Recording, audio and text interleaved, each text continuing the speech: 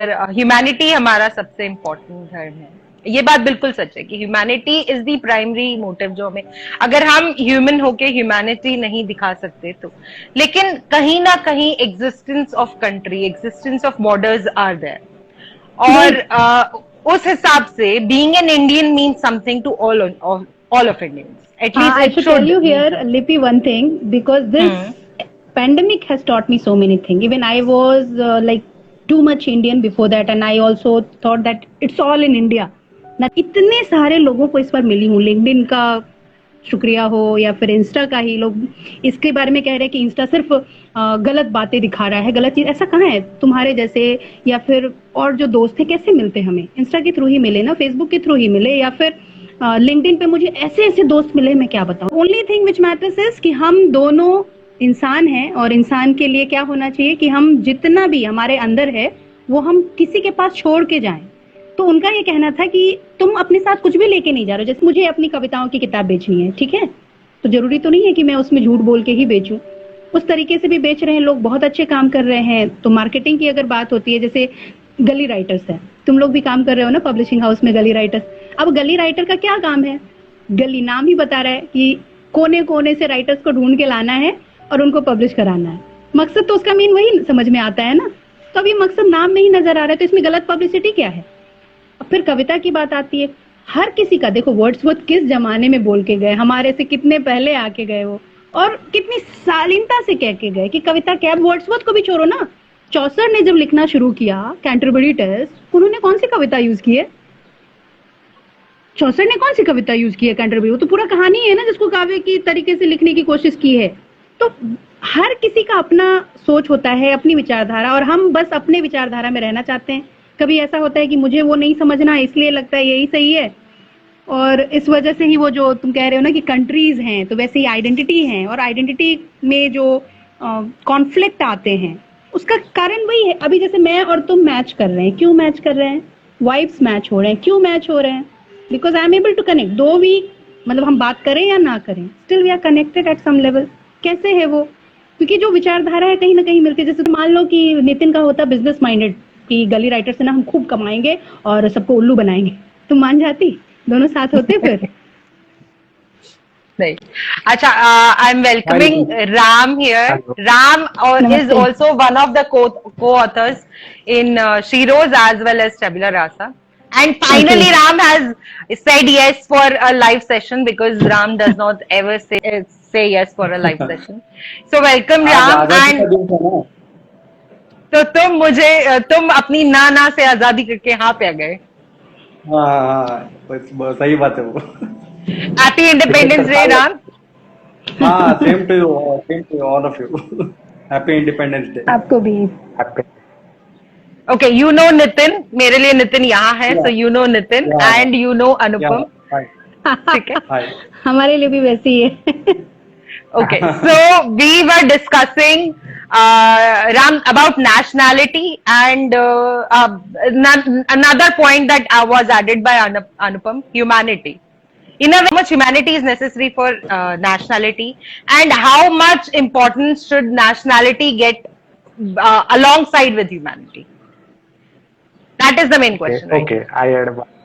Actually इसमें क्या होता है ना, अगर हम ह्यूमैनिटी और नेशनलिटी की बात करते हैं, अगर हमारे अंदर मतलब मानवता जिंदा है तो अपने आप ना देश प्रेम भी जिंदा ही रहेगा। बहुत सही। क्योंकि जब तक इंसानियत जिंदा है हम चाहेंगे ही नहीं कि किसी और को तकलीफ दे। बहुत सही। और शायद कोई भी धर्म, कोई भी देश, कुछ भी हो जब चाहे, हमें यही सिखाता है कि हमारे अंदर की इंसानियत अगर बनी रहेगी तो हम किसी को तकलीफ देंगे ही नहीं। फिर हमें वो अपने देश का मतलब अपने देश की सीमाएं बढ़ानी है या हमें जाके किसी और देश को तकलीफें देनी है, ये चीजें रहेगी ही नहीं ना।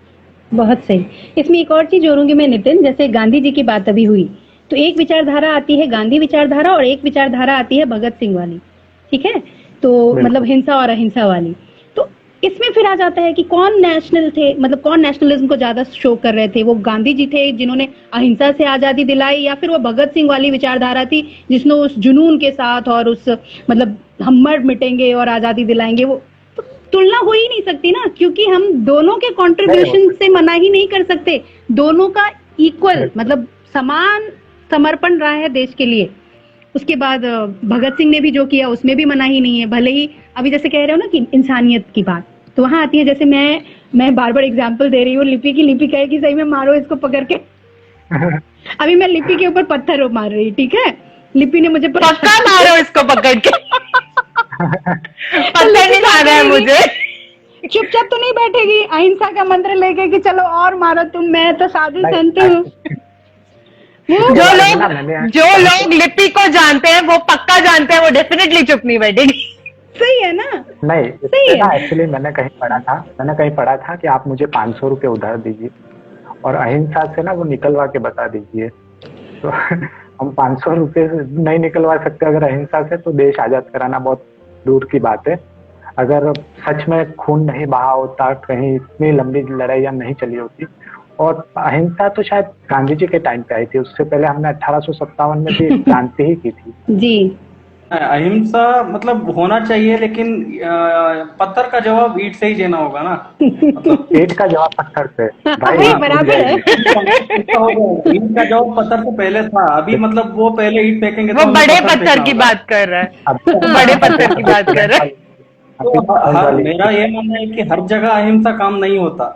मतलब जहाँ चाहिए वहाँ हिंसा होना चाहिए, जो देश के लिए भला हो। अगर आप सैनिक लोगों को कहोगे अहिंसा परमो धर्म है, तो पाकिस्तानी वो वगैरह इन्वेट कर देंगे ना हमको। एग्जैक्टली। तो जहाँ चलना चाहिए वहाँ हिंसा होना चाहिए, मेरा मानना है। और इस चीज का एग्जाम्पल हमने तिब्बत में देखा ही है, जहां आर्मी इसलिए गिव अप कर दी गई बिकॉज अहिंसा को परम धर्म मान के आर्मी को खत्म कर दिया गया, जो एक टाइम पे जवाहरलाल नेहरू जी ने इंडिया के लिए भी प्रपोज किया था कि हमें भी जब हमारी आर्मी चाइना के अंदर तक चली गई थी, तब एक कोट था जवाहरलाल नेहरू का कि वो तो वैसी जमीन है जिसपे कि मतलब अनाज का एक दाना तक नहीं उगता, हम उसके लिए क्यों लड़ रहे हैं। तब किसी नेता ने बहुत सही जवाब दिया था कि वो गंजे थे, तो उन्होंने बोला था कि मेरे सिर पर एक बाल नहीं उगता है तो क्या करूं, मैं इसको काट के फेंक दूं। तो वही चीज है कि मतलब जमीन का भले एक टुकड़ा हो, बंजर हो, कहते हैं ना कि माँ अगर बदसूरत है तो उसका अर्थ ये नहीं होता कि बेटे उसको प्यार नहीं करते। बिल्कुल बिल्कुल सही कहा। कॉन्टेक्चुअल होता है ना, हिंसा और अहिंसा कॉन्टेक्चुअल है कि कौन से जगह पे कहाँ अहिंसा काम आएगी, कहाँ हिंसा काम आएगी, दोनों अलग अलग चीजें, दोनों का मतलब सामंजस्य बनाना होता है कि कहाँ हमें रोष के साथ काम लेना है कि अगर ये नहीं करोगे तो तुम्हारी जॉब चली जाएगी। एक तरीके से वो भी हिंसा है, मेंटली टॉर्चर कर रहे हो तुम, और उसके प्रेशर में आके फिर बंदा ज्यादा काम करेगा। जब हमने स्टार्टिंग महाभारत से की थी, तो यहाँ महाभारत की एक वो है कि कृष्ण जी ने कहा था कि छल को छल से मारा जाता है। तो हिंसा और अहिंसा तो एक तरफ, हम हमारे धर्म से या हमारी हेरिटेज से हमें ये वो मिलती है कि हमें ह्यूमैनिटी वो करनी चाहिए, हमें अच्छे काम करने चाहिए, हमें दूसरों का ध्यान करना चाहिए, हमें जानवरों का, इंसानों का, सबका ध्यान रखना चाहिए। लेकिन ये भी उतना ही सही है कि अगर अपनी रक्षा में आप हथियार उठाते हैं या अपने अगर कोई आपको छल रहा है और आप उसको छल से हराते हैं, तो उसमें भी कोई गलत नहीं है। और कहीं ना कहीं नेशनलिज्म जहां तक बात आती है, तो हमें अभी तक जिस डायरेक्शन में ले जाया गया वो था कि हथियार डाल दिए जाएं, क्योंकि हम अगर हथियार उठाएंगे तो हम अपने ही हेरिटेज के अगेंस्ट जा रहे हैं। कहीं ना कहीं हमारी आंखों पे ये एक ब्लाइंड फोल्ड डाल दिया गया कि हम जो फॉलो कर रहे हैं वो या तो गलत है या हम गलत तरीके से फॉलो कर रहे हैं। सही। अभी कोई अटैक कर दे। अभी रिसेंटली अभी ये भी हुआ ना, अफगानिस्तान का लाइव एग्जांपल चल रहा है, तालिबान ने कैप्चर कर लिया, गवर्नमेंट गिर गया, तो वो लाइव एग्जांपल है अपने आंखों के सामने जी कि हिंसा से क्या होता है, हिंसा से क्या होता है वगैरह। ट्रू, बिल्कुल, क्योंकि आज कहीं ना कहीं इतना सक्षम होने के बावजूद धीरे धीरे अफगानिस्तान बेटर हो ही रहा था, पर उसके बावजूद जिस तरह से तालिबान उठ के आया और अफगानिस्तान को कैप्चर किया, अफगानिस्तान अपने आप में केपेबल नहीं था कि वो तालिबान से लड़ सके और अपने आप को बचा सके। नेक्स्ट टॉपिक हमने सोचा था वो ये था कि क्या नेशनलिज्म की भावना इनकलकेट की जाती है ह्यूमंस में या वो नेचुरली बॉर्न होती है? कि जैसे इंसान ग्रो करता रहता है वैसे उसका बिहेवियर अपने आप से डिसाइड होता है ना। लाइक वो जो एनवायरनमेंट देखेगा या जो सर्कमस्टांसेस उसके आसपास हैं उनसे उसका बिहेवियर बनेगा। वही चीज मतलब हमारे अंदर की वो नेशनलिटी की भी बात है। वही चीज है कि मतलब जो चीजें हम देखते हैं अपने आसपास, जो हमारा फैमिली का जो वो एनवायरनमेंट होता है, इन्हीं सारी चीजों से शायद ये भी डेवलप होता है। मतलब हम पढ़ क्या रहे हैं, हम किन लोगों के बीच में रह रहे हैं, हम क्या चीजें देख रहे हैं, यही चीजें तो मतलब हमें बनाती है ना। हाँ, आजकल तो अभी मतलब वैसे जातिवाद वगैरह चल रहा है, इसलिए एक कविता पेश करना चाहता हूँ। बिल्कुल। कोई छोटा या बड़ा नहीं होता जब बात देश की आती है। कोई छोटा या बड़ा नहीं होता जब बात देश की आती है। देश प्रेम भावना नहीं है, देश प्रेम भावना नहीं है, वो देश प्रेमियों की जाति है। तो अभी मतलब क्या बात है। जातिवाद वगैरह चल रहा है, तो देश प्रेमियों की जाति वो नेशनलिज्म है एक्चुअली, वो पैदाइश ही आती है एक्चुअली। ठीक कहा देखो, तुमने। जाति जाति धर्म एक्चुअली ना ये एग्जिस्ट बाद में करते हैं। मतलब हम 1947 से पहले के हिंदुस्तान की अगर बात करते हैं ना, तो 1947 से पहले का इंडिया, जब भारत और पाकिस्तान दोनों ही एक थे, तब की यदि हम बात करते हैं, तो तब एक मुस्लिम शायर जो विभाजन के बाद पाकिस्तान चले गए थे, अल्लामा इकबाल, उनका एक शेर है कि सारे जहां से अच्छा हिंदू से था हमारा, हम बुलबुल हैं इसके ये गुल से था हमारा। तो मतलब ऐसा नहीं है कि हम पहले से ही बटे हुए थे, या ये आफ्टर इंडिपेंडेंस कहीं ना कहीं राजनीति में जबरदस्ती की दरारें डाली हुई है। ऐसा नहीं है कि ये पहले से थी हमारे बीच दरारें। अनुपम, वही है ना कि कोई भी जो भावना है, चाहे वो राष्ट्रीयता की भावना है या मानवता की भावना है या अंदर में किसी भी वैल्यू की बात कर रहे हैं हम, वो कभी भी इनकलकेट किया। और सब बताते हैं किसी भी बिहेवियर को शेप में लाया जा सकता है। कहते हैं it's never too late in making और करेक्टिंग अ बिहेवियर। नेशनलिज्म की चल रही है, तो जब बात नेशनलिज्म की चल रही है, बीच में एक डिबेट भी उठा था कि जो थिएटर्स में जो नेशनल एंथम को लगाना चाहिए या नहीं, उसके ऊपर आपका क्या ख्याल है सबका? नहीं, एक्चुअली मेरे हिसाब से अगर नेशनल वो बात की जाती है नेशनल सॉन्ग की या नेशनल एंथम की, तो दे डिजर्व रेस्पेक्ट। मतलब जब बात देश की हो ना, तो सम्मान दिल से निकलना चाहिए। वो भले फिर टीवी पे बज रहा हो, वो भले कहीं मॉल में बज रहा हो या कहीं भी, उसके लिए सम्मान बनता है, उसके लिए आपका खड़ा होना। मेरा ये मानना है इस कंटेक्स्ट में कि नेशनल एंथम जो है वो किसी फिल्म से पहले प्ले करना है या नहीं करना है, वो फैसला गवर्नमेंट का है। सी, ये एक ऐसी चीज नहीं है जो कहीं भी नॉर्म्स में लिखी हुई है, लेकिन ये एक ऐसी चीज है जो हम अपने रेगुलर लाइफस्टाइल में अपना सकते हैं। जब हम स्कूल में होते थे तो हमारे स्कूल में डेली प्रेयर्स होती थी। मेरे स्कूल में सरस्वती वंदना, नेशनल एंथम, वंदे मातरम, ये सारी प्रेयर्स एक के बाद एक होती।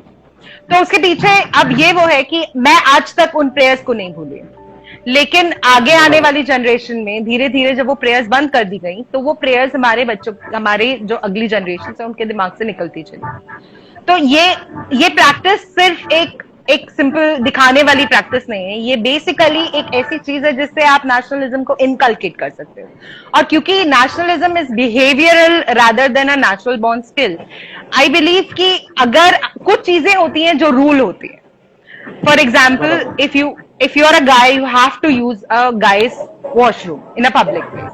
If you are say some things are set universal rules. If you are listening to national anthem, you should stand up and respect it. चाहे अगर आपने ट्राई कलर किसी रीजन से फहराया है, तो आपको शाम को 6 बजे बाइज्जत उसे उतार के, जैसे उसे तय करना होता है वैसे तय करके आपको पूरी इज्जत के साथ उसे रख देना चाहिए। मैं शुरू से जिस एनवायरनमेंट में पली बड़ी हूँ, मुझे जिस तरह के वो मिले हैं, संस्कार मिले, मैं आज भी ये है कि मैं अगर कोई प्रोग्राम, इवन जैसे वीडियो एडिटिंग है, ऑडियो एडिटिंग है, अगर ऐसा कुछ होता है जिसमें नेशनल एंथम बज रहा होता है और मैं उस पर खड़ी नहीं हो सकती, तो मैं उससे 52 सेकेंड स्किप कर देती हूँ, क्योंकि मुझे पता है कि अगर मैं सुन रही हूं तो मेरे लिए खड़ा होना नेसेसरी है। अगर मैं नहीं सुन रही तो मैं नहीं खड़ी हुई तो कोई गलत नहीं है।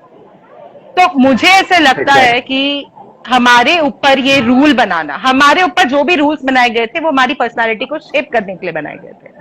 तो अगर हमारे ऊपर ये रूल है कि नेशनल एंथम की इज्जत उसे खड़े होके दी जाती है, और हम हैं कौन एग्जैक्टली हमसे बहुत बड़े बड़े लोग, हमारी आर्मी, हमारे एथलीट्स, वो जो हमारे देश को रिप्रेजेंट करते हैं, वो अगर इस रूल को फॉलो करते हैं और पूरी इज्जत के साथ फॉलो करते हैं, तो ये हमारा फर्ज बनता है कि हमें भी इस रूल को उतनी इज्जत और उतनी कंपल्शन के साथ फॉलो करना पड़ेगा। सी, जब बच्चा पैदा होता है तो उसके पेरेंट्स उसे कुछ रूल्स बताते हैं कि बेटा चोरी करना पाप है, बेटा झूठ नहीं बोलना, बेटा किसी की चीज नहीं उठा के लाना, ठीक है। अब बच्चा अगर खड़े होकर पूछने लगे तो मैं चोरी कर रहा हूं, तो मैं बिना पूछे खा रहा हूं, तो ये रूल्स उसकी पर्सनालिटी को शेप करने के लिए बनाए गए। तो ये भी वन ऑफ दोस रूल्स हैं जो कि हमारी पर्सनालिटी को शेप करने के लिए बनाए गए, हमारे अंदर नेशनलिज्म को शेप करने के लिए बनाए गए।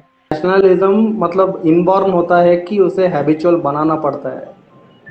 That your point is. My point is that nationalism is behavioral, जैसे नितिन ने बोला, एंड नेशनलिज्म इनकलकेट किया जाता है स्टेप बाय स्टेप। सी, बहुत छोटा बच्चा अगर शुरुआत से जिस माहौल में बढ़ता है वो उसी माहौल को अपना बेसिक माहौल बना लेता है। अगर मैं शुरू से रोटी खा के बड़ी हुई हूं तो एक टाइम के बाद सिर्फ सैलेड खा के मेरा काम नहीं चलेगा, मुझे रोटी खानी ही पड़ेगी। हाँ, मैंने अपने आप को बांध लिया है कि नहीं मुझे सैलेड खाना है for certain reason, that's one thing, but एक फीलिंग आएगी रोटी के बाद सेटिएटी की जो कि मुझे सिर्फ सैलेड से नहीं मिलेगी। मैं टेस्ट चेंज करने के लिए चीजें चेंज कर सकती हूँ, लेकिन मैं उस चीज को अपनी जिंदगी का परमानेंट हिस्सा नहीं बना सकती। तो ये सारी चीजें, सॉरी बोलो, सलाद में अगर आटा डाल सलाद में कच्चा आटा डाल के तो खा, आई डोंट नो, सलाद को काट के उसे आटे में डाल के पराठे की तरह तल के खा सकते हैं ये कर सकते हैं लिए भी साइंटिफिक एक्सप्लेनेशन है, क्योंकि हम किसी भी चीज को तुरंत अगर इम्पोज कर दे बिना बताए कि तुम्हें ऐसा करना है, तो वो रूल इम्पोज करना एक तरह से इम्पल्सन हो जाता है, कंपल्सन हो जाता है वो उनके लिए कि करना है, मुझे नहीं मन है अभी मुझे करने का, नहीं करूंगा। बट अगर उनको रीजन बता दिया जाए कि क्यों कर रहे हो तुम, किसी भी धर्म की बात करें, किसी भी रीजन की बात करें, जब कोई आता है तो हम क्या करते हैं, बैठे रह जाते हैं, आया आने दो, मैं अपना काम कर रहा हूँ। कोई भी धर्म हो, चाहे वो इस्लाम धर्म का है, हिंदू धर्म का है, क्रिश्चियनिटी है, कोई भी धर्म, किसी भी देश के किसी भी कोने में, विदेश में भी मान लो, जैसे ही हम जाएंगे सबसे पहले वो बंदा क्या करेगा, उठ के खड़ा होगा, एंड वो क्या दिखा रहा है कि तुम उसके लिए दिखा रहे हो कि तुम्हारा कुछ तो रिस्पेक्ट उस बंदे के लिए जो भी आया। अगर तुम अपने काम में लगे हुए नहीं बैठे हो, उठे हो, मतलब क्या है, बॉस है, आ गया एम्प्लॉय, अच्छा बताओ क्या हुआ, क्यों आए, तो वो शो करना मतलब तुम दिखा रहे हो अपनी सुपीरियरिटी। लेकिन हम सुपीरियरिटी नहीं दिखा रहे हैं, हम दिखा रहे हैं कि हम इसके अनुचर हैं, मतलब उसके अंदर हम काम करते हैं, ये देश इतना बड़ा विशाल है, उसके अंदर हम हैं। दूसरी बात, एक तो पहला खड़ा होना हुआ, दूसरा सीधा खड़ा होना है, मतलब ऐसे हो कि अगर मैं बात भी कर रही हूँ, क्या मतलब होता है इस तरह के, अभी जैसे नितिन बैठे हैं या तुम बैठे हो, जो भी, जैसे हम सीधा बैठते हैं तो जो कम्युनिकेशन होता है वो स्ट्रांग होता है, पूरा बॉडी लैंग्वेज हमारा एक जिस तरीके से सीधा है तो कम्युनिकेशन सही तरीके से हो पाता है। बट जैसे ही मैं हंच बैक कर रही हूँ या खड़े भी ऐसे करके हूँ तो उसका जो मतलब कम्युनिकेशन है वो प्रॉपर नहीं हो पाता। फिर यहाँ पे सब बोलेंगे ठीक है तो हम पैर तो छूते हैं, अब वो फिर अलग एक्सप्लेनेशन है उसका, वो एनर्जी मूवमेंट का, जो हम लोग हर किसी के वो ज्यादा एक्सप्लेनेशन हो जाएगा कि हर किसी के अंदर से एक ऑरा मूव होता है, हेड से एंड टो से, हर जगह से। तो ऑरा मूवमेंट के लिए जब हम टच करते हैं तो वो कम्युनिकेट करता है उस हिसाब से, और इसलिए हम पैर छूते हैं या फिर सर पे हाथ डालते हैं। तो जब तक हम एक्सप्लेन नहीं करते हैं, अभी जैसे सुबह मैं बच्ची को, अपनी बेटी मेरी 7 साल की है, वो ऐसे हाथ करके प्रणाम कर रही थी, तो मैंने कहा ऐसे नहीं करो, ऐसे नहीं करते हैं। तो कहती क्यों ऐसे नहीं करूं, मैं हमेशा ऐसे करती हूँ, मुझे ऐसा कंफर्टेबल लगता है। तो मैंने उसको फिर एक्सप्लेन किया यही चीज कि बेटा हमारे हर बिंदु पे एक एक्यूप्रेशर पॉइंट है, वो पॉइंट से एक एनर्जी रिलीज होती है, और वो एनर्जी जिस तरीके से रिलीज होती है उसको हम मिलाते हैं ऐसे करके, और जब हम ऐसे मिलाते हैं तो उससे जो पॉजिटिव एनर्जी रिलीज होती है वो हमारे लिए भी सूदिंग होती है और सामने वाले के लिए भी रिस्पेक्ट शो करती है। तब जाके उसने फिर ऐसे किया। तो हमें भी उसको दिखाना पड़ेगा कि तुमको सिर्फ खड़े होना है, क्योंकि राष्ट्र सम्मान के लिए तुमको खड़े होना है। क्यों खड़ा होगा कोई, वो एक्सप्लेनेशन चाहिए उनको, और हर किसी को चाहिए, क्योंकि हम मानव अपना दिमाग इस्तेमाल करके ही कुछ भी करना चाहते हैं। नहीं तो ऐसा ही हो जाएगा ना, कहते हैं कुत्ते की जिंदगी जी रहे हैं, मैं यहाँ कुत्ते को भी गाली नहीं दे रही, कुत्ते की जिंदगी इसलिए क्योंकि कुत्ता सोच के कुछ नहीं, अरे देखो लिपि उस दिन कहा था कि मैं वो कुत्ता सुन नहीं के आ बोलेगी गया। उसको बस उतना सोचना नहीं है, उसको सिर्फ प्यार मिल गया काफी है, लेकिन हम प्यार के अंदर भी सोचते हैं अरे वो मुझे क्यों प्यार कर रहा है, अरे वो मुझे इतना भाव क्यों दे रहा है, कुछ तो मतलब होगा उसके पीछे, तो हम दिमाग कुछ ना लगाते कुछ तो हैं। इंटेंशंस होंगे। हाँ ये इनोसेंस शायद हम बचपन में छोड़ देते हैं, क्योंकि बचपन में हमारी ये जो हमारी फीलिंग होती है कि हम हर चीज को ओवरथिंक नहीं कर रहे हैं, हर चीज को एनालाइज नहीं कर रहे हैं, वो चेंज हो जाता है। नहीं तो वो भी एक अच्छा ही है ना, कि अगर हम वही भोलापन शो करते रहे तो कहते हैं ना दुनिया में रहना मुश्किल हो जाएगा, फिर तो हर कोई हमारा फायदा उठाते रह जाएंगे और हम बस बैठे ही रह जाएंगे। एक्चुअली ना मैं विद्यानिकेतन से था जी। विद्यानिकेतन में ये चीजें बताई जाती थी कि जब हम किसी के पैरों को छूते हैं तो हमें ना बिल्कुल उसके टो को टच करना होता है, क्योंकि टो से एक ऑरा निकलता है और मतलब हमें ना एक एनर्जी मिलती है उससे। ये चीजें ना शायद आप भी जो स्कूल टीचर्स वगैरह आ रहे हैं ये उनमें होना चाहिए कि वो आने वाली पीढ़ी को ये डिलीवर करें। जब तक वो बताएंगे नहीं तब तक ये चीजें खत्म होती जाएगी। अब जैसे हमारे रिचुअल्स में है ना कि व्रत रखना होता है वगैरह, और व्रत का भी अपना डिस्क्रिप्शन होता है या उसके पीछे भी एक साइंस है। जैसे ह्यूमन बॉडी भी अपना एक दिन रेस्ट चाहती है, हमारा जो डाइजेशन सिस्टम है वो भी चाहता है कि एक दिन ना उसको प्रॉपर नॉर्मल सा खाना मिले, दिन में सिर्फ एक टाइम मिले या पूरा दिन वो भूखा रहे। ये सारी चीजें एक साइंस है जो जब तक हम डिलीवर नहीं करेंगे, आने वाली जनरेशन को नहीं बताएंगे, ये खत्म होती जाएगी। लोग इसको अंधविश्वास समझ के निकालते रहेंगे अपनी लाइफ से। बिल्कुल। और इस तरह के सबसे ज्यादा जो प्रॉब्लम हमारे इसमें है वो यही है कि हमारे लिए हर रिचुअल को रूल बना दिया गया, जबकि उसके पीछे की साइंस अगर हम समझते तो हम खुद ही उसे एक्सेप्ट कर लेते हैं, क्योंकि हर तरह का रिचुअल कहीं ना कहीं हमारे लिए, हमारी लाइफस्टाइल के लिए, हमारी बॉडी के लिए, हमारी सोसाइटल लाइफ के लिए बहुत इंपॉर्टेंट है। पर हम जब रूल्स की तरह उसे ले लेते हैं, तब ये ह्यूमन टेंडेंसी है कि जब रूल्स इम्पोज किए जाते हैं तो हम उसके अगेंस्ट रेजिस्ट करते हैं। नहीं, मेरा मानना है कि कोई भी रिचुअल ना कभी जनरेशन गैप हुआ और नॉलेज का वो नहीं आया तो वो ऐसा हो जाता है कि रिचुअल को इम्पोज किया गया, ऐसा फीलिंग आ जाता है। क्योंकि डाउन द लेन हम लोग जो हम हमारे बच्चों को बताते हैं, जो हमारे माता पिता हमें बताते हैं, वही रिचुअल बनता जाता है। कहीं एक कड़ी कट ऑफ हो गया तो वो इम्पोजिशन लगने लगता है बेसिकली। वैसे पैट्रियटिज्म भी वैसे ही है मतलब। और इसी बात पे जैसे हम लोग सब कह रहे हैं ना, हम सबकी अपनी अपनी जिम्मेदारी है। जैसे उन्होंने अभी कहा नितिन ने कि मैं एक शिक्षिका हूँ, तो मुझे अपने विद्यार्थियों को ये चीज बतानी चाहिए कि ऐसा क्यों कर रहे हैं, क्यों हो रहा है। किसी भी धर्म में आप जो भी कर रहे हो उसका कुछ ना कुछ तो वजह होगा, तो उस वजह को आप जानो और उसके बाद उसको पालन करो। तो उनमें वो माइंडसेट डालना है कि किसी भी चीज को तुरंत मना करने से, भगवान नहीं है, अच्छा नहीं है, क्यों नहीं है बोल रहे हो, क्योंकि मैंने देखा नहीं, अच्छा तुमने देखा नहीं तो बोल रहे हो, तो तुमने दूध में मक्खन नहीं देखा फिर कैसे बोल रहे हो नहीं है, तो क्योंकि हम टेस्ट करके बता सकते। तुमने टेस्ट किया भगवान है या नहीं, did you taste it first? तुमने देखा कि भगवान मतलब पूरे ब्रह्मांड में ढूंढ के आए? तुम तो पूरी पृथ्वी भी नहीं जानते, कहां से बताओगे कि पूरे ब्रह्मांड में क्या है क्या नहीं है, तो कैसे बता सकते हो नहीं हो? जब तक तुम्हारा रिसर्च पक्का नहीं है कैसे बोल रहे हो नहीं है? तो वही उनको वो माइंडसेट डालना होगा कि जब भी तुम कुछ भी बोल रहे हो उसके पीछे कोई तो वजह होगी। तो एक शुरुआत जरूरी है, इसके ऊपर मैंने लिखी थी, किसी भी चीज की शुरुआत जरूरी होती है। तो एक छोटी सी कविता मैं सुनाती हूँ। हो चाहे कैसी भी घड़ी, हो चाहे कैसी भी घड़ी, आंधी तूफान की लगी हो लड़ी, या मन को झुलसा रही हो अग्नि, डर हो यदि आगे हार जाने की या फिर अपना सब खो देने की, शुरुआत जरूरी है। महल खड़ी करने को नींव बेहद जरूरी है, महल खड़ी करने को नींव बेहद जरूरी है, मीठे फल खाने को बीज बोना जरूरी है, अंधेरे को बुझाने को लौ जलाना जरूरी है। बस पहला कदम जो ले लिए, बस पहला कदम जो ले लिए, आगे कदम बढ़ते जाएंगे, हर कांटे पत्थर को पार करते जाएंगे, अंधेरे राहों में भी रोशनी ढूंढ लेंगे। बस वो पहला कदम जरूरी है, वो शुरुआत जरूरी है। धन्यवाद।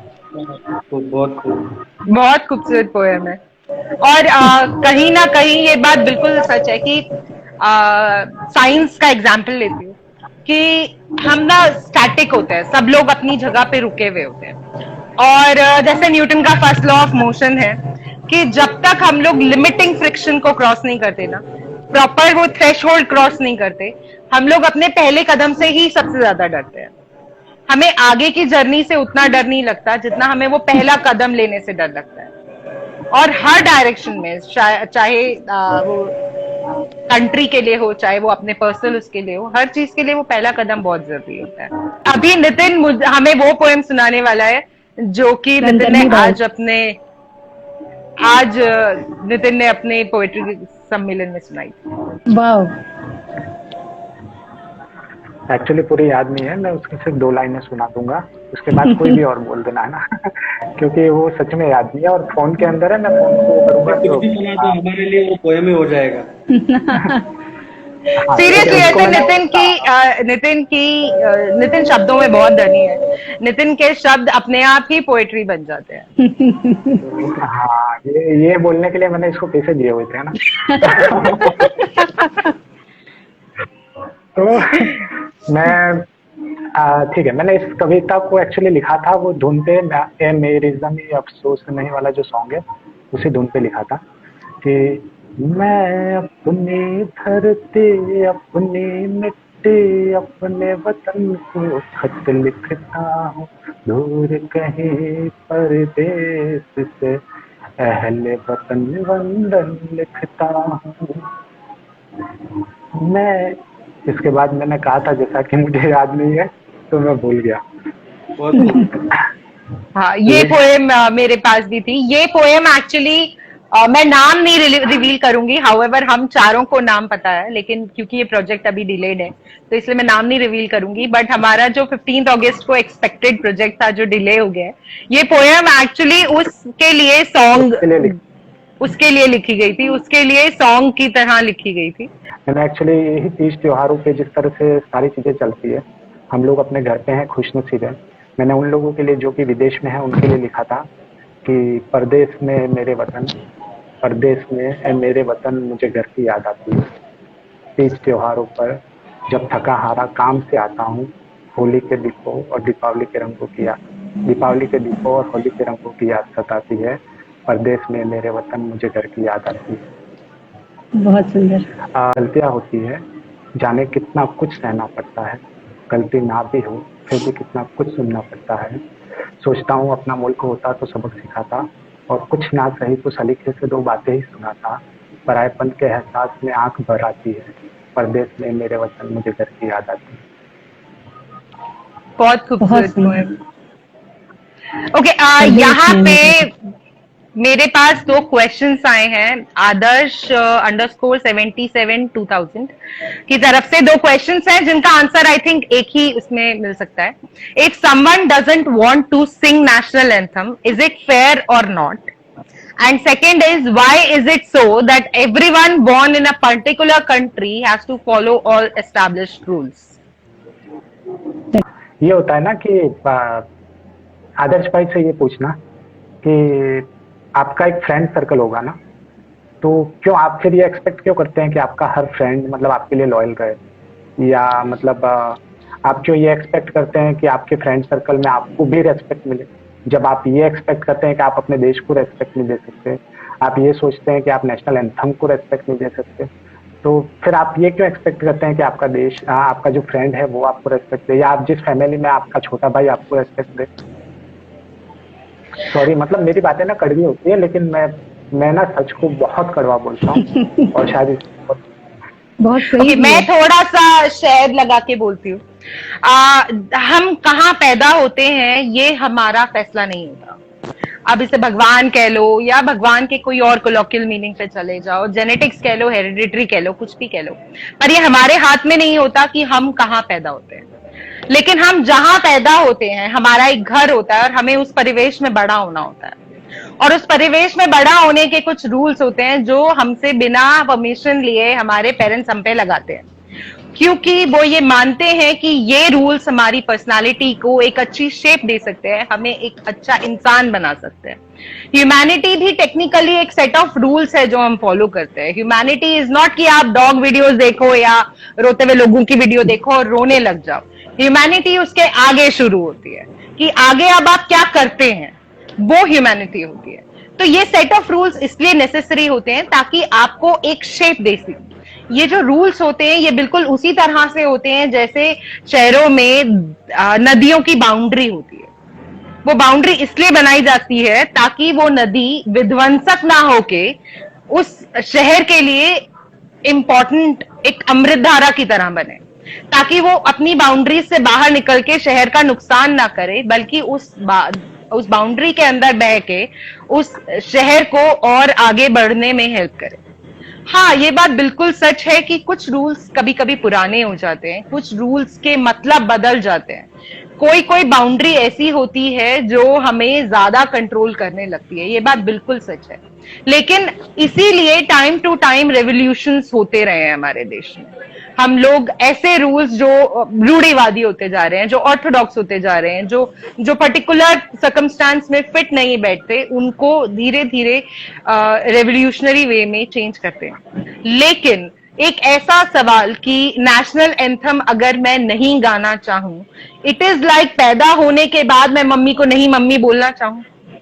मम्मी तो आपसे मम्मी ही बुलवाएगी, मम्मी तो आपसे माँ ही बुलवाएगी। अगर आपकी लैंग्वेज में माँ बोला जाता है तो आपकी माँ या आपकी मम्मी या आपकी मम्मा, मैं अपनी मम्मी को मम्मा बोलती हूँ, सो मम्मा वो आपसे वही बुलवाएंगी जो उनके घर का सिस्टम है, क्योंकि वो एक सेट रूल है। अगर आप उसमें कुछ चेंजेस करते हैं तो ये एक्सपेक्ट किया जाता है कि आप चेंजेस करने से पहले उस चीज के प्रोज एंड कॉन्स सब जानते हैं। कुछ चीजों की रिस्पेक्ट बिना किसी चीज के, बिना किसी कंडीशन के की जाती है। फॉर एग्जाम्पल, नितिन ने बिल्कुल सही कहा था कि अगर मदर आपकी से इंग्लिश ना जानती हो तो इट डज नॉट मीन कि आप उन्हें अपने फ्रेंड्स के सामने डिसरिस्पेक्ट करें। आप उन्हें हेल्प कर सकते हैं इंग्लिश को समझने में, आप उन्हें हेल्प कर सकते हैं एडवांसमेंट में, लेकिन आप उन्हें डिसरिस्पेक्ट नहीं कर सकते।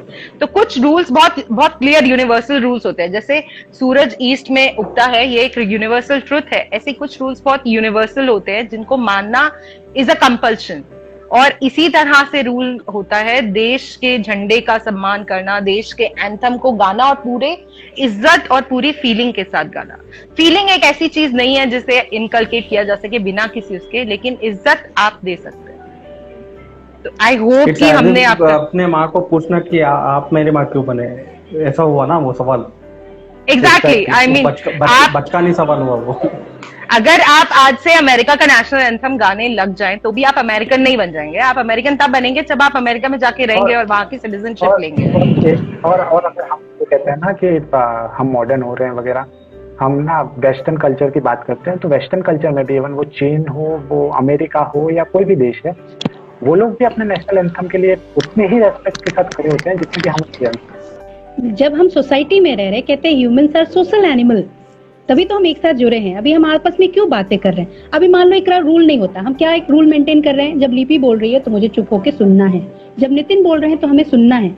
अगर रूल नहीं होता तो क्या होता? अरे सुनो, मेरी बात सुनो, पहले मैं बताती हूँ। तो न्यूज चैनल पे आजकल यही हो रहा है। Actually they are breaking all the rules. हाँ, एक और बात है जो अभी और हटके आ रही है। यहाँ कुछ लोगों का कहना है, जो लोग अभी इसके ऊपर बवाल खड़ा कर रहे हैं, उनका मानना है कि मेरी मर्जी है, मैं खड़ा हूं ना हूं अपने मन से, तुम क्यों मुझे इम्पोज कर रहे हो? अरे तो हम तो करेंगे ही ना, क्योंकि अगर तुम नहीं, अब मेरी मम्मी को कोई मम्मी, जैसे लिपि ने कहा कि मम्मी बोल रहे हैं, अब हम सब भाई बहन हैं, सब मम्मी बोल रहे हैं, एक बोल रहा है हम मम्मी नहीं बोलेंगे, हम कुछ और बोलेंगे, कुछ मतलब उसको बिना रिस्पेक्ट कुछ ऐसी बातें बोलेंगे जो उसको नहीं सही लगे, हम मम्मी को अजनबी बोले या कुछ ऐसा बोले जो उससे अलग हो जाए, तो हमें तो बुरा लगेगा ना। हमारी मम्मी है, हम सबकी मम्मी है, तुम्हारी भी मम्मी है, तुमको भी यही बोलना चाहिए, तुम अलग से अलग कुछ कैसे कर रहे हो? तो जब हमारा सबका एक नियम है, एक कानून है और हम एक दायरे में रह रहे हैं तो उसको मानना ही होगा। और अभी नितिन ने भी बहुत अच्छी बात कही कि हम यहीं पे इतना ज्यादा वो मचा रहे हैं क्योंकि हमें आजादी है बोलने की। बाहर के देशों में, चाहे आप अमेरिका जाओ, ऑस्ट्रेलिया जाओ, अफ्रीका में जाओ, वहां आप आवाज भी नहीं उठा सकते इस तरीके से। एग्जैक्टली, हाँ, बरोबर है। ट्रू। आई होप आदर्श आपको आपके सवाल का जवाब मिल गया हो। And none of us want to be rude to you. What we all wanted to say was कि कुछ सेट ऑफ रूल्स जो है वो बहुत इंपॉर्टेंट होते हैं, और वो अगर हम अपनी फैमिली में किसी एक का भी डिसरिस्पेक्ट करते हैं तो बाकी सब लोग उस चीज को अपोज करते हैं, उसके खिलाफ आवाज उठाते हैं। आप अगर अपने देश को अपना घर मान के चलेंगे तो आप खुद ही रियलाइज करेंगे कि आप कहाँ लैक कर रहे हैं और कहाँ आप बहुत अच्छे हैं। और उसी तरह से अरे अगर आप इसीलिए तो कॉन्सेप्ट आया है ना, यूनिटी इन डाइवर्सिटी करके, सिर्फ अपने देश को लागू होता है वो। बहुत अच्छा कॉन्सेप्ट है वो एक्चुअली। बहुत एक छोटी सी बात और ऐड करना चाहूंगा कि आदर्श भाई, जैसे मतलब आपकी फैमिली में कहीं कभी कोई बच्चा डिसरेस्पेक्ट कर रहा हो आपके फादर को या मदर को, आप तुरंत उससे लड़ेंगे। हम में से हर एक का नेचर होता है। कोई भी हमारी फैमिली के लिए बोलेगा, हमारे अपने कितने भी झगड़े हो हमारे अपने फैमिली में, उसके बाद भी हम अपनी फैमिली के लिए खड़े होते हैं, ठीक है। हम भले घर के अंदर ना कितना भी कुछ भी बोल देते हो अपने परिवार से, होते हैं छोटे मोटे झगड़े फैमिली में होते हैं, तो हम अपने घर के अंदर ना काफी बार कुछ भी बोल देते हैं, लेकिन बाहर का कोई यदि घर में आया है या हम बाहर हैं, तब इस बात को बिल्कुल ध्यान रखते हैं कि हम क्या बोल रहे हैं और नाप तोल के बोलेंगे बिल्कुल, क्योंकि हम ना दूसरों को मौका नहीं देना चाहते कि वो हमारी फैमिली की डिसरेस्पेक्ट करे। एग्जैक्टली हमारे देश के साथ भी है। हम ना इस तरह से ना सोशल मीडिया पे या किसी सोशल प्लेटफॉर्म पे ना अपने ही देश को नीचा नहीं दिखा सकते, अपने देश की डिसरेस्पेक्ट नहीं कर सकते। बिल्कुल, काश इतनी सिंपल बात आपकी बहुत लोगों को समझ जाती नितिन जी। बहुत तो सही ऐसा नहीं पॉइंट होता है। उठाया नितिन तुमने, बहुत बिल्कुल सही पॉइंट उठाया है। सोशल मीडिया ने हमारे लिए ग्लोबल पाथवेज खोल दिए हैं और हम ग्लोबली अपनी बातों को आगे फॉरवर्ड कर सकते हैं। बहुत इजी हो गया है कि हम लोग ग्लोबली अपने विचारों को रख सकें, उनके विचारों को जान सकें, लेकिन ये बात भी बिल्कुल सच है कि हम अपने घर की बुराई अगर बाहर जाके नहीं करते तो हमें अपने देश की बुराई भी बाहर जाके करने का हक नहीं है। बरोबर। अच्छा, आदर्श ने कुछ कहा है पहले, देखिए तो भाई बड़ा लंबा चौड़ा है। abolish physical boundaries and get into a cumulative family and follow each and everyone's language and culture. Why it is necessary to bound in physical boundaries? बेटा that is so long thing ना, हम लोग अकेले यहाँ मिलके कुछ नहीं कर सकते और करना भी नहीं है। वो बाउंड्री भी है ना कि हम अपने नेशन के बारे में तो सोचे, दुनिया भर के बारे में सोचने की किसी की मजाल नहीं है। इतने भी ताकतवर मानव नहीं हो पाए हैं कि पूरी दुनिया के बारे में एक इंसान सोच ले। पूरा भारत तो संभला नहीं किसी से, दुनिया संभालेगा। और तो कहीं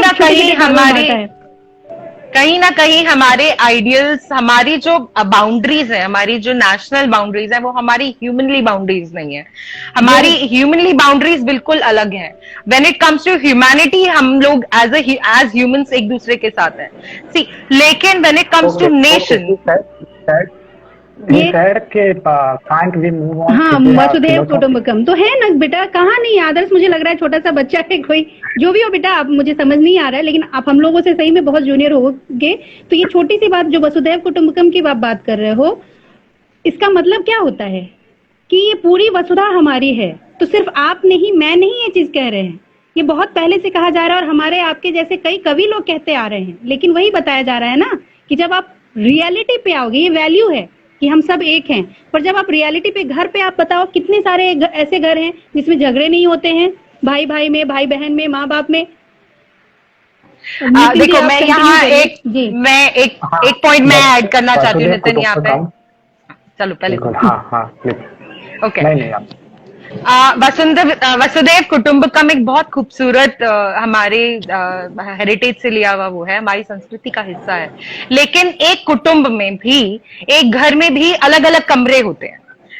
हर फैमिली यूनिट के लिए एक अलग कमरा होता है। आजकल तो बच्चों के लिए अपने अपने अलग कमरे होते हैं। उसके पीछे रीजन ये नहीं है कि हम बटे हुए हैं, उसके पीछे रीजन ये है कि मैनेजमेंट, और हर चीज की अपनी एक जगह है। हर चीज को मैनेज करने के लिए एक बाउंड्री लगाना बहुत जरूरी होता है। इसका मतलब ये बिल्कुल नहीं है कि वो फैमिली वहां से खत्म हो गई या वो बट गई, बच्चे माँ बाप के नहीं रहे या माँ बाप बच्चों के नहीं रहे, क्योंकि एक अपना सिस्टम होता है चलाने का। एक कपल है, वो अपना एक अलग तरीके से रहते हैं। एक बच्चे हैं, उन्हें पढ़ाई करने के लिए अपना एरिया चाहिए, इसलिए वो वॉल्स वहां लगाई गई है। वसुधैव कुटुंबकम का मतलब ये बिल्कुल नहीं है कि आप सारी नेशनल बाउंड्रीज को खत्म कर दो। वसुधैव कुटुंबकम का मतलब ये है कि अपनी नेशनैलिटी को नजर में रखते हुए, अपनी नेशनैलिटी को दिमाग में रखते हुए भी आप अपनी ह्यूमैनिटी को बरकरार रखो। ये इस चीज को ना, हम इस चीज पे आज 75th इंडिपेंडेंस पे या 75 साल आजादी के बाद से अगर हम इस पे बहस करें कि हम तिरंगे के सम्मान के लिए क्यों खड़े हुए, या हम क्यों अपने देश के लिए वो कर रहे हैं, खड़े हो रहे हैं, या अपने देश की बात क्यों कर रहे हैं, तो उससे अच्छा तो फिर हम गुलाम ही अच्छे थे। शायद कम से कम हमारे पास के दौर पे पैदा, एग्जैक्टली अगर हम गुलामी के दौर पे पैदा हुए होते हैं ना, तो देश क्या होता है, आजादी क्या होती है ना, उसकी वैल्यू समझ आ जाती है। नहीं, मुझे क्या लगता है अभी आजादी के बाद बहुत सारे लोगों को आइडेंटिटी क्राइसिस हो गई है कि पहले तो गुलाम थे, अभी क्या है वो पता नहीं है बहुत सारे लोगों को। बहुत सारे लोगों को नहीं, ऐसे 90% लोगों को रामा आइडेंटिटी क्राइसिस हो गई है। कहीं ना कहीं ये हमारे दिमाग में इनकलकेट कर दिया गया है कि हम जहां से आए हैं वो भी सही नहीं है, हम जहां जा सकते हैं उस बेसिस पे वो भी सही नहीं है। हमें एक भेड़ चाल में चलने की आदत हो गई है। एक्चुअली हम लोगों को ना हमारी अपनी वैल्यूज को भी ना बहुत गलत तरीके से बताया गया। लाइक हमको ये बताया गया कि राम ने सीता को वनवास भेजा था, राम ने सीता की अग्नि परीक्षा ली थी। बहुत सही जी। भाई अगर तुमने रामायण पढ़ी है तो तुमको पता होगा कि ये सीता का अपना फैसला था कि वो वनवास जाएगी, क्योंकि राम उसके पति होने से पहले किसी देश के राजा थे। बहुत सही है। उनके कर्तव्य उस जनता के लिए भी उतने ही थे, ठीक है। और एक राजा हमेशा राजा होता है, पति, बाप, पिता या बेटा वो बाद में होता है। बरोबर, ठीक है। वही कॉन्सेप्ट अभी हुआ ना। राम भी अपने पिता की बात मान के वनवास इसीलिए चले गए थे क्योंकि उनके पिता भी राजा थे, ठीक है। और एक राजा अपनी प्रजा की नजर में कभी नीचा नहीं होना चाहिए। और अग्नि परीक्षा की जब बात आती है तो हमने शायद हमने ये रामायण वगैरह पढ़ी नहीं है। अगर पढ़ी होती तो हमें पता होता। हमें जो टीवी पे बता दिया जाता है, चलचित्र हमारे लिए ना पुस्तकों से ज्यादा इम्पोर्टेंट हो गए। सही पॉइंट है नितिन का। आई थिंक नितिन आप जब रामायण को पढ़ते हैं तो उसमें वो किस्सा है कि जब रावण सीता को हरण करके ले जा रहा होता है तो सीता मैया अपने आप को अग्निदेव के हवाले कर देती है सुरक्षित रहने के लिए, और सिर्फ एक परछाई होती है जो रावण के साथ जाती है।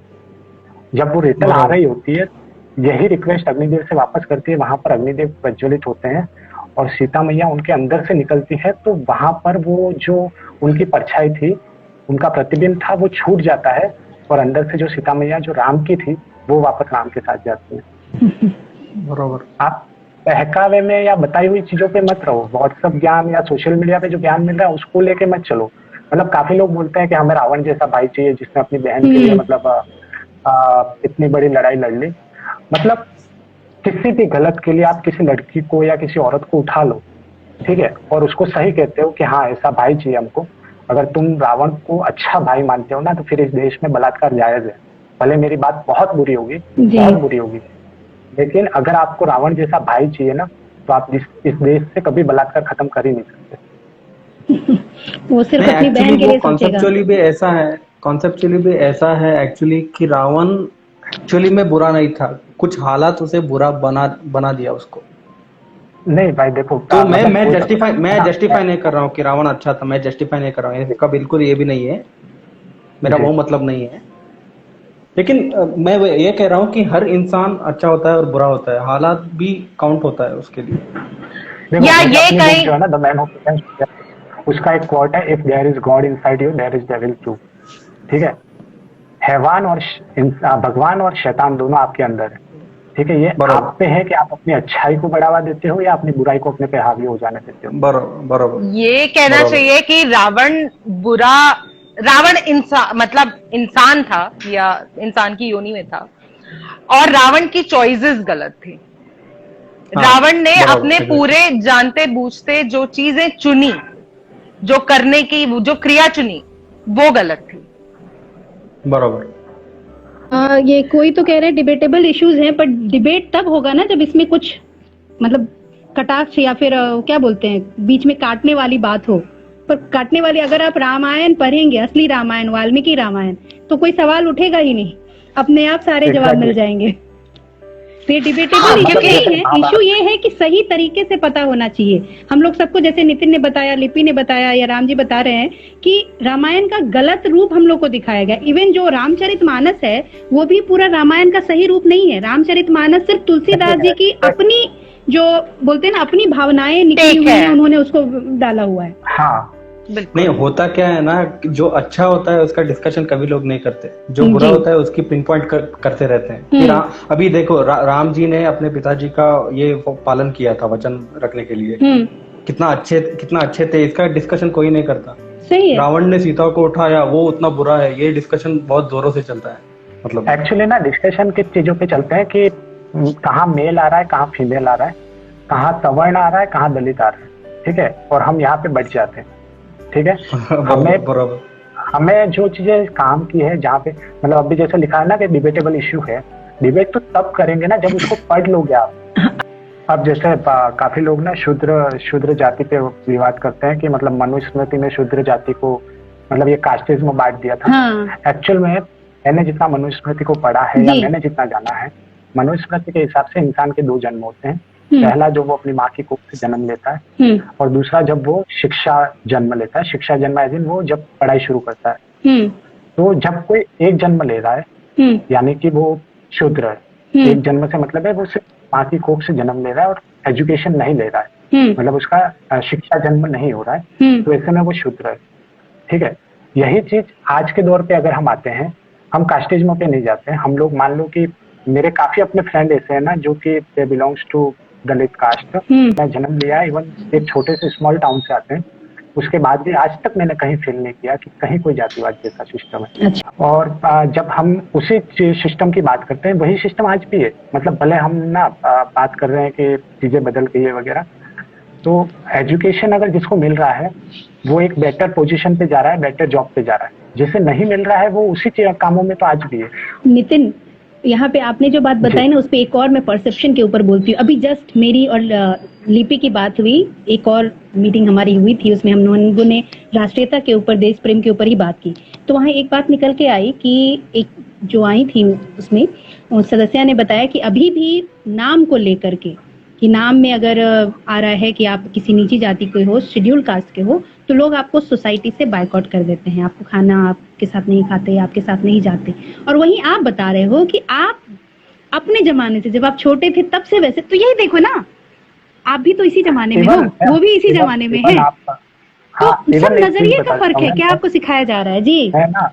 जैसे मेरी फैमिली में इवन जब ये हरिजन कास्ट के लोग आते हैं, तो हरिजन को ना प्रॉपर घर के अंदर बिठा के और खाना खिलाया जाता है। ये मानते हैं हम लोग कि अगर उनके मुंह से एक अन्न का निवाला अगर गिर गया, उनका जूठा गिर गया घर में, तो घर पवित्र हो जाता है। वाह, देखिए ये मान्यता, क्या बात है, सब तक जरूर पहुंचनी चाहिए आवाज तो लिपि। नहीं, बिल्कुल, क्योंकि जब मैं शुरू से दिल्ली में या पहले बैंगलोर में रही, मुझे कास्टिज्म की एक्चुअल तस्वीर तब तक नहीं पता थी जब मैं कॉलेज में गई।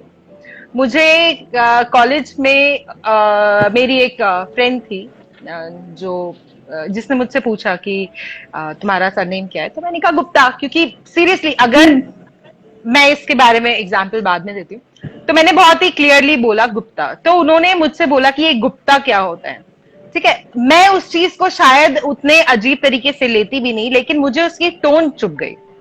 मुझे समझ में नहीं आया कि वो जो टोन थी वो क्यों थी। और फिर बाद में मैंने जब अपने फ्रेंड से पता किया तो पता चला कि यूपी के इस साइड पे थोड़ा कास्टिज्म का इस तरह से है, वो बहुत ज्यादा नहीं है लेकिन है।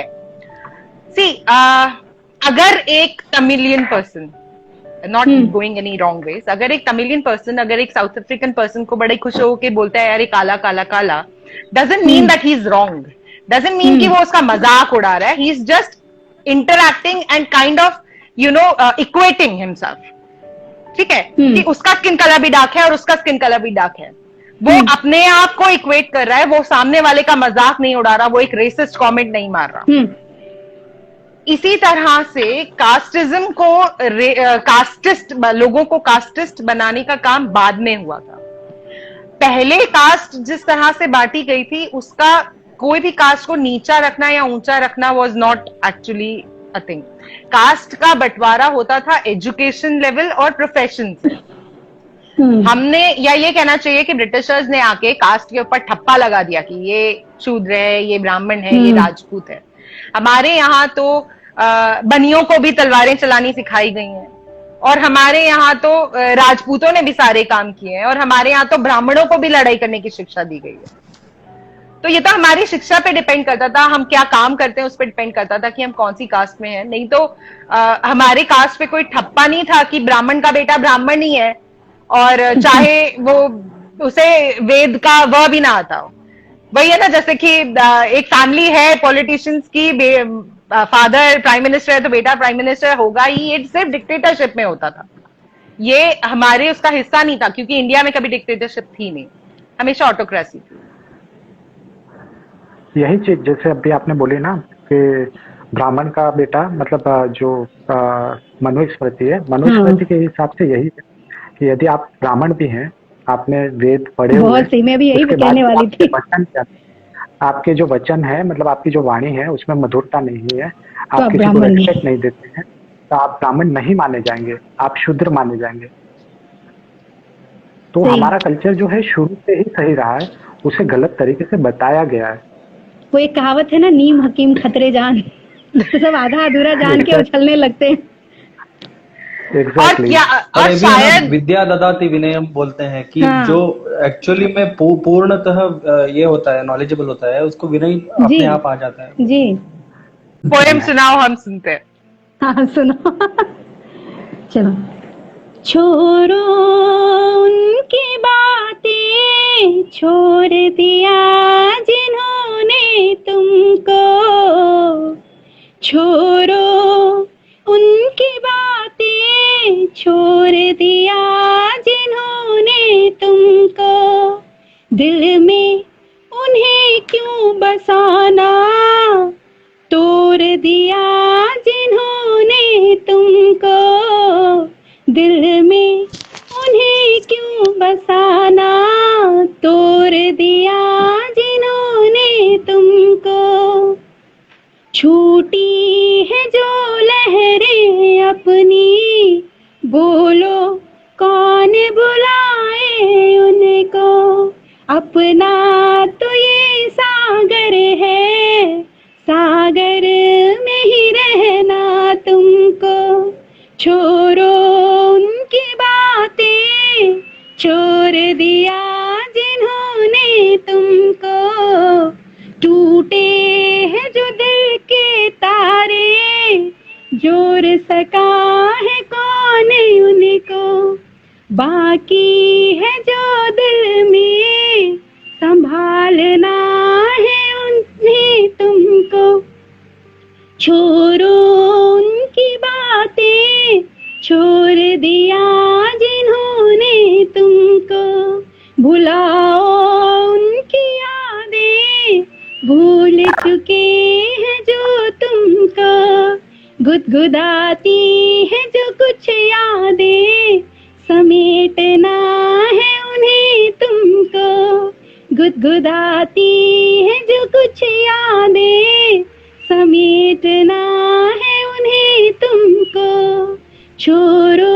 उनकी बातें, छोड़ दिया जिन्होंने तुमको, खुल के जियो जीवन अनुपम, खुल के जियो ये जीवन अनुपम, मरना तो है सबको, बढ़ते ही जाओ आगे, होश में जीना है यहाँ तुमको, बढ़ते ही जाओ आगे, होश में जीना है यहाँ तुमको, छोड़ो उनकी बातें, छोड़ दिया जिन्होंने तुमको, छोड़ दिया जिन्होंने तुमको। धन्यवाद। बहुत खूबसूरत। ओके, आई होप कि जो भी क्वेश्चंस थे हम कुछ आंसर कर पाए। आई होप कि हम सिर्फ ये सेशन इस उसमें करते हैं कि वी होप कि शायद ये आप लोगों के लिए कुछ हेल्पफुल हो, या कहीं भी अगर ये किसी भी लाइफ को टच कर पाते हैं तो that will be so important, so I will be very happy. बराबर। एंड आई होप कि आपको सेशन अच्छा लगा हो। वो बात और है कि हम लोगों ने सेशन स्टार्ट कुछ और उससे किया था, लेकिन हम बिल्कुल अलग डायरेक्शन में चले गए। पर शायद ये सब चीजें नेशनलिज्म और हमारे अंदर की फीलिंग्स को डेवलप करती हैं, और अगर हमारा मन साफ होता है तो हमारे विचार साफ होते हैं। With that, thank you Anupam for joining. Thank you so much. Thank you. Nitin तो है नहीं, फिर भी thank you. Ram, thank you, आप सबसे जुड़ने का मौका मिला। Thank you. On that note, I hope you guys also enjoyed session, and Anupam, Ram, and Nitin is in Nitin circles. गोल गोल गोल गोल गोल आगे देखना नितिन कैसे गोल गोल घूम रहे वो हो। देश पर्यटन पे चले गए हैं। हाँ। नहीं वैसे Nitin should have given this the amazing news, but वो दे नहीं पाए, तो मैं बता देती हूँ। नितिन जहाँ रहते हैं Dungarpur, that is one of the few districts that are completely corona free right now. Okay. So that is amazing. And I hope धीरे धीरे हम लोगों के पूरा ही देश नितिन का मैसेज आया, नितिन जी नेट का गया बिल्कुल। मैसेज आया, नेट गया बरो। अच्छा, ये आवाज भी नहीं आ रही नितिन को। नेट गया बिल्कुल। चलो कोई नहीं। तो चलो, आई देखिए, होप मैं कि एक अब बार जल्दी फिर से से गाना जल्दी गाती हम हूँ। इस नहीं, यहाँ नहीं, जल्दी- मैं अपने लाइव पे जाके एक बार गाना गाती हूँ। जल्दी से हम लोग इस प्रॉब्लम से बाहर निकलें, ताकि हम लोग जल्दी से और बेटर डायरेक्शन में अपनी लाइफ को करें। देश कोरोना से आजाद हो। देश सही। कोरोना से मुद्दा है आजाद। अभी। चलो, सबको ऑन दैट नोट, शुभकामनाएं अ वेरी और हैप्पी इंडिपेंडेंस डे सभी को Happy Independence Day। और शुभकामनाएं आपके भविष्य के लिए। और आगे हम ऐसे ही जुड़ते रहेंगे। बहुत अच्छा लगा, और इसी तरीके से जुड़ाव से हमारा भी विकास होता है, मानसिक और आत्मिक दोनों ही विकास। चलो, बहुत बहुत धन्यवाद नीति। Thank you so much. Okay okay.